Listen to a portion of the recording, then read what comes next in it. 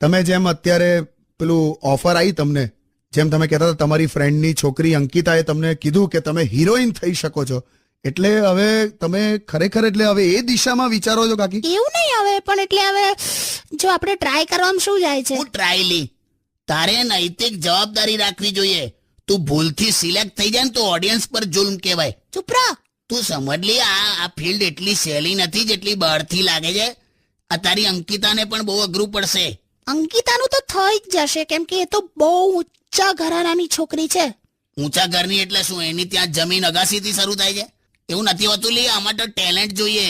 પછી તમે ગમે તેવો. એ તો મને પણ ખબર છે, પણ છે ને મારે એટલું જ સાબિત કરવું છે કે અમે સ્ત્રીઓ પુરુષો સાથે ખભાથી ખભો મિલાઈને ચાલી શકીએ છે. તું પુરુષો સાથે ખભાથી ખભો મિલાઈને ચાલે છે, પણ સહેજ ખભો અડી જાય એટલે બસમાં તો બબાલ કરી નાખે છે.